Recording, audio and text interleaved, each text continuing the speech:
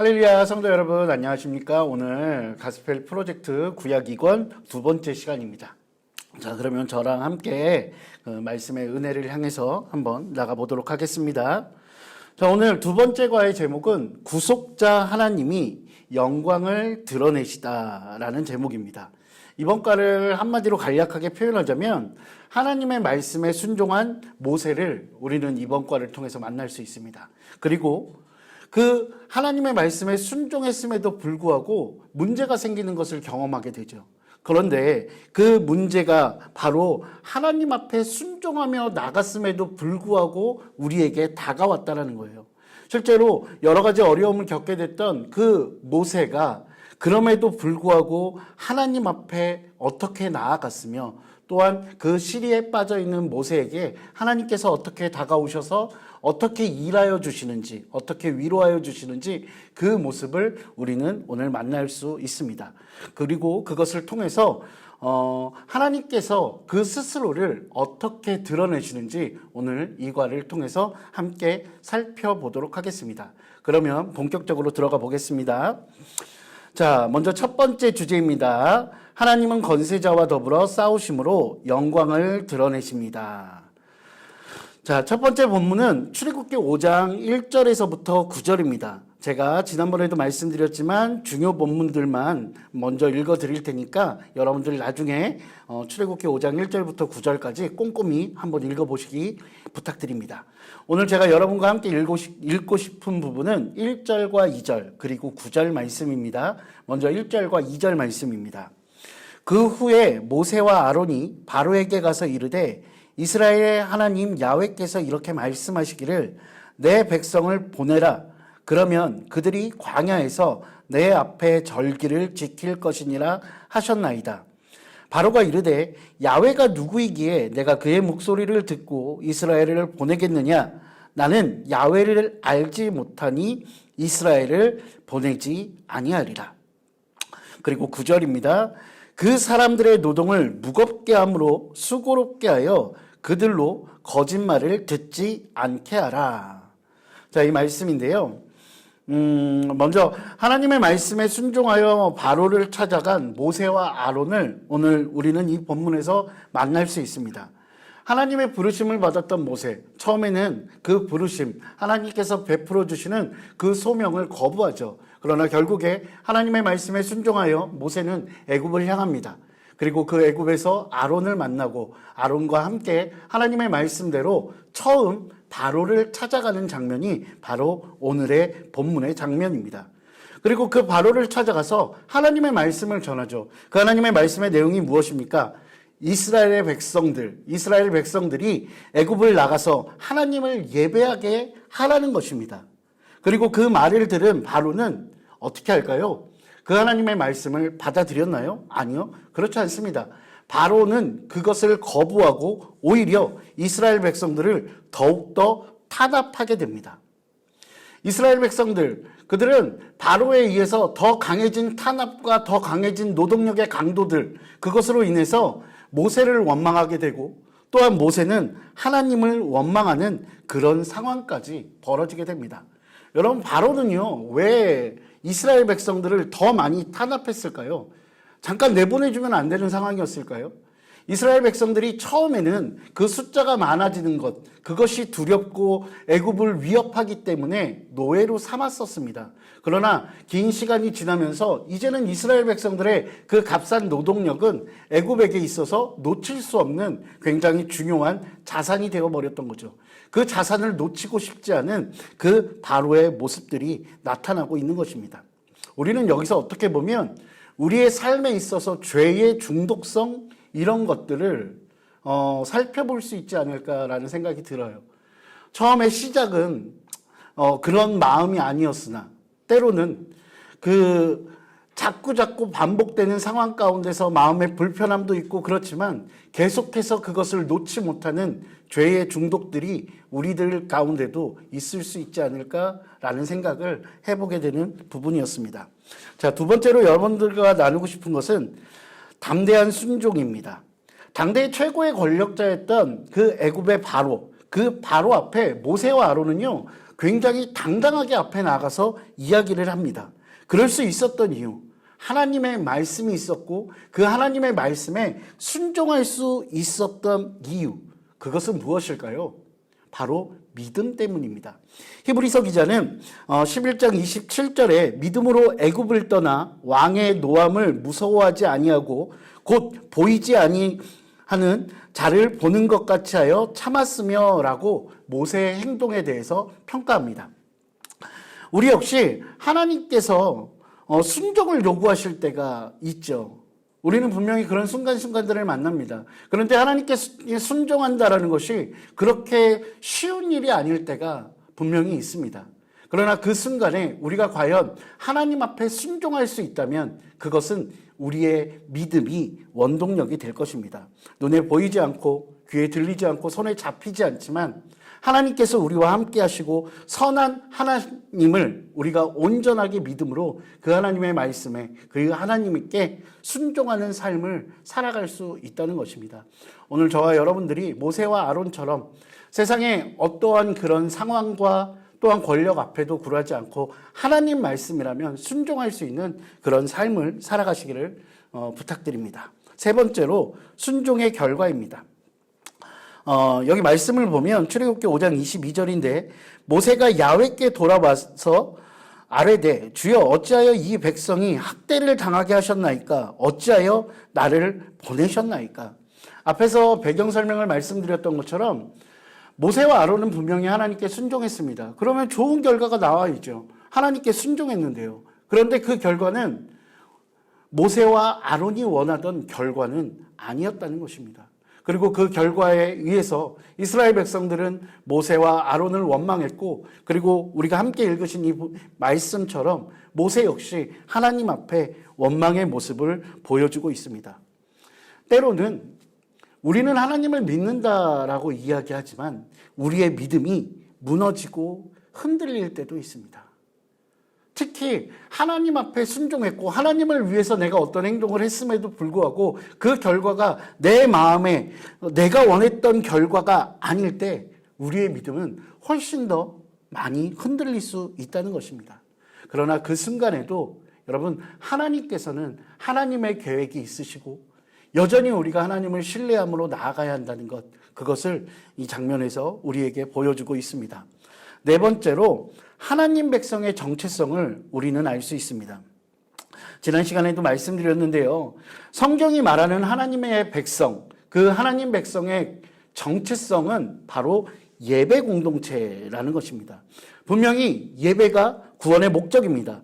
모세가 바로에게 출애굽의 목적에 대해 이야기합니다. 광야에서 하나님 앞에 절기를 지키는 것, 그것이 바로 예배입니다.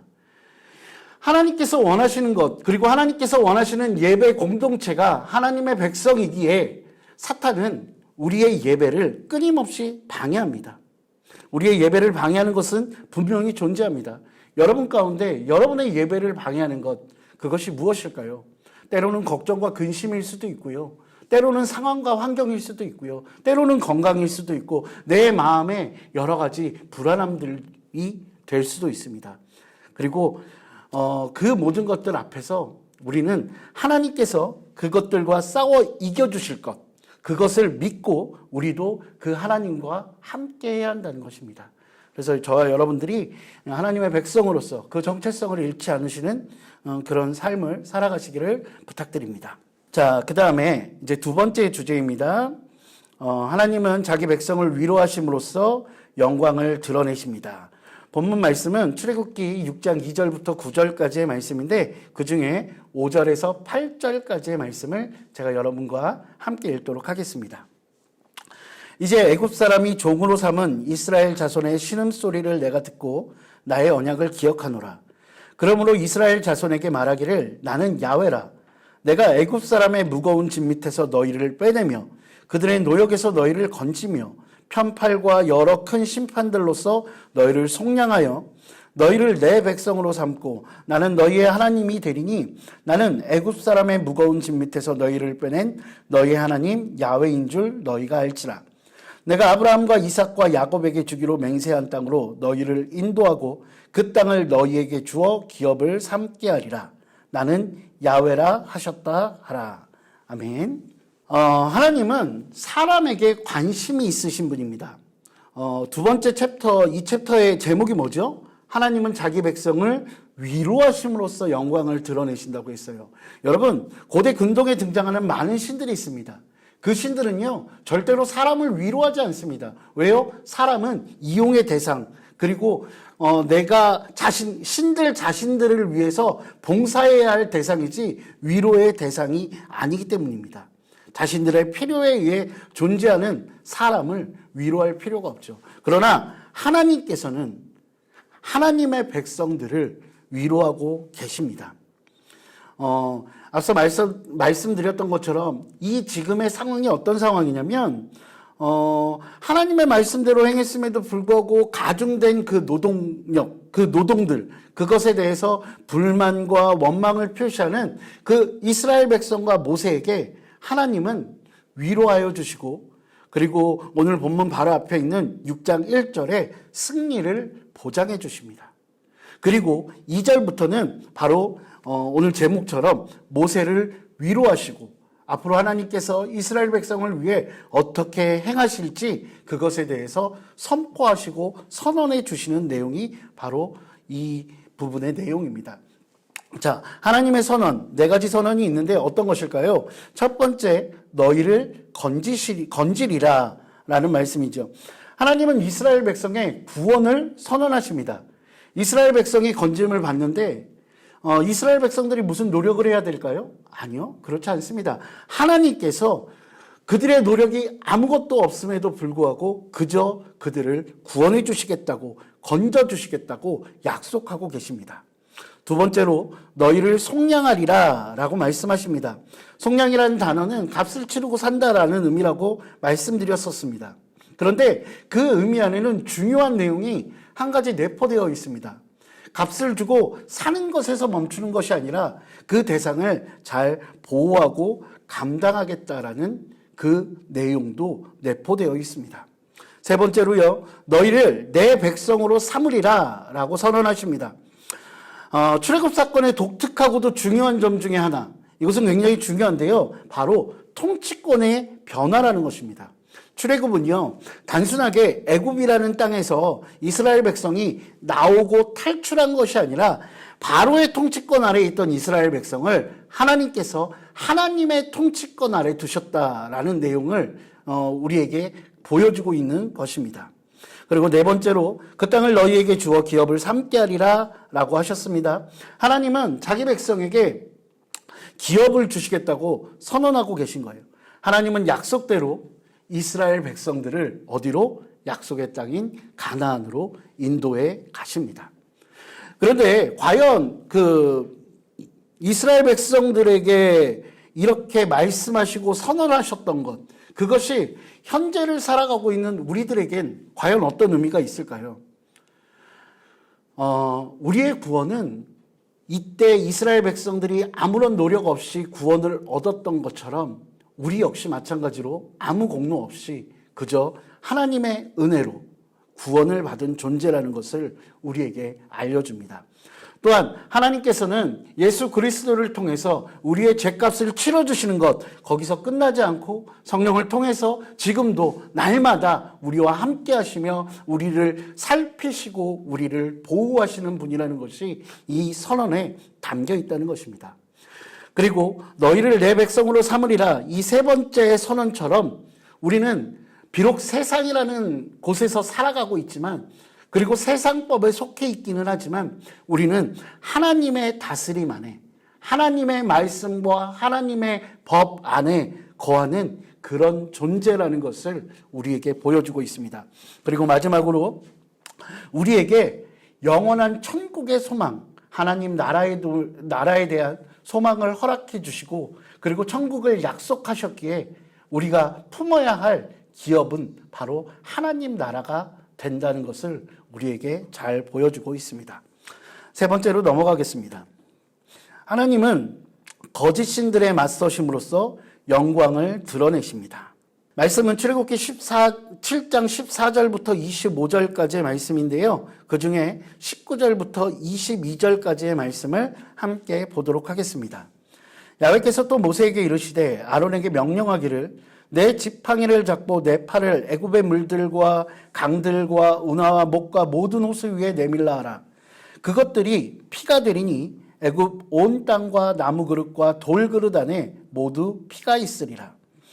모세와 아론이 야훼께서 명령하신 대로 행하여 바로와 그의 신하의 목전에서 지팡이를 들어 나일강을 치니 그 물이 다 피로 변하고 나일강의 고기가 죽고 그 물에서는 악취가 나니 애굽 사람들이 나일강 물을 마시지 못하며 애굽 온 땅에는 피가 있으나 애굽 요술사들도 자기들의 요술로 그와 같이 행함으로 바로의 마음이 완악하여 그들의 말을 듣지 아니하니 야훼의 말씀과 같더라. 여러분들 보시기에 오른쪽에 보시면 10가지 재앙이 이렇게 쭉 나와 있죠. 출애굽기 7장 14절부터는 본격적으로 하나님께서 10가지 재앙을 내리시는 그 장면들이 계속되어집니다. 특히 출애굽기 7장 14절부터 25절에는 그 첫 번째 시험인 나일강 물을 피로 변하게 하는 그런 재앙을 애굽에게 내리시는데요. 이 재앙들에는 사실은 굉장히 중요한 의미들이 있습니다. 그 의미 중에 하나가 바로 두 번째 하나님의 우주적 통치라는 것입니다. 제가 어릴 적부터 늘 고민하던 것 중에 하나는 뭐냐면 왜 하나님께서는 한 번에 끝내지 않으시고 이 10번에 걸친 재앙을 통해서 애굽 사람들을 고통스럽게 하셨을까? 그동안 하나님의 백성인 이스라엘 백성들을 괴롭혔기에 하나님께서 이 애굽인들을 괴롭히려고 하신 것일까? 라는 생각들, 그런 질문들이 있었습니다. 그러나 이제 생각해보면 하나님은 이 10가지 재앙들을 통해서 애굽 사람들을 괴롭히려고 하신 것이 아니라 그 당시 온 세계 가운데 하나님이 등장하시면서 그 하나님께서 어떤 분인지를 많은 이들에게 드러내시기 위하셨다는 거예요. 여러분들 그 10가지 재앙들이 쭉 나와 있죠. 이 중에 대부분의 것들은 그 당시 고대 근동에 있었던 신들의 형상을 의미하고 있다라고 생각할 수 있습니다. 특히 첫 번째 재앙인 나일강 같은 경우도요. 나일강을 관장하는 신들이 있죠. 뭐 하피라든지 뭐 여러 종류의 신들이 있습니다. 그 신들을 무력화시키는 그 하나님의 놀라운 권능을 우리에게 보여주시고 이스라엘 백성들뿐만 아니라 하나님의 백성들뿐만 아니라 하나님의 백성이 아닌 애굽인들에게도 그 모든 것들을 보여주시는 일종의 선포라고 생각하실 수 있습니다. 그래서 하나님께서는 하나님을 스스로 드러내실 때 이스라엘 백성들만을 다스리시는 것이 아니라 전 우주적인 하나님을 드러내시고 있다라고 말씀드릴 수 있습니다. 그리고 세 번째 보면 비슷할 수 있지만 다를 수밖에 없는 야훼 신앙이라고 말씀드렸습니다. 이스라엘 백성들을 대신해서 그 모세가 나일강을 물을 피로 바꾸었죠. 그랬더니 그 애굽의 술사들도 그것을 따라합니다. 그런데 그 형태와 모양은 비슷하지만 그렇다고 해서 그 권능까지 다 같다라고 할 수는 없을 것입니다. 여러분, 우리의 삶 가운데서도 이것은 굉장히 중요한 의미를 가지고 있습니다.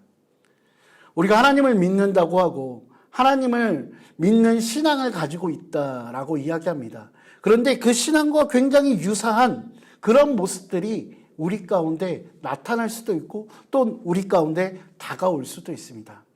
그런데 그 모습, 겉모습만 보고 거기에 현혹되어져서는 안 된다는 것입니다. 그렇게 우리는 날마다 정말로 내가 어떤 것이 올바른 신앙인지, 올바른 하나님을 향해 나아가는 마음인지 우리가 분별할 수 있는 그런 신앙을 갖고 살아가야 할 것입니다. 자, 그러면 결론을 보고 오늘 마무리를 해 가도록 하겠습니다. 자, 결론은 가스펠 프로젝트에 있는 내용 중 발췌한 부분입니다. 때때로 우리는 비록 낙담되는 순간에 부딪힐지라도 온 세상을 덮는 하나님의 영광과 복음의 놀라운 소식을 신뢰할 수 있습니다. 이러한 이유로 우리는 힘든 시기에도 순종의 삶을 살 수 있습니다. 그렇습니다.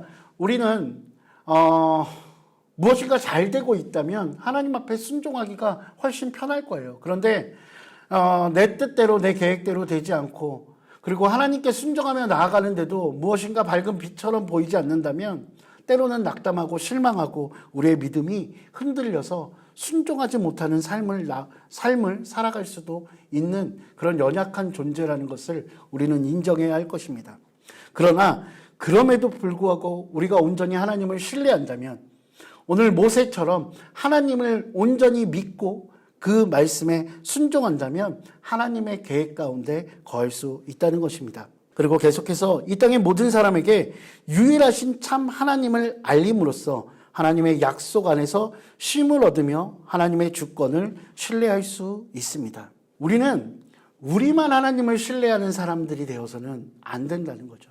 하나님께서 우리 가운데 원하시는 것, 그것은 바로 우리가 세상 가운데서 많은 이들에게, 세상의 모든 사람들에게, 그리고 열방 가운데 하나님을 선포하며 하나님을 알리는 삶을 살아가야 합니다. 그럴 때 비로소 우리 가운데 그 하나님께서 베푸시는 놀라운 쉼과 평안함을 누릴 수 있을 것입니다. 마지막으로 하나님의 계획과 우리의 사명으로 오늘 강의를 마치겠는데요. 자, 하나님께서는 어떤 계획을 가지고 계실까요?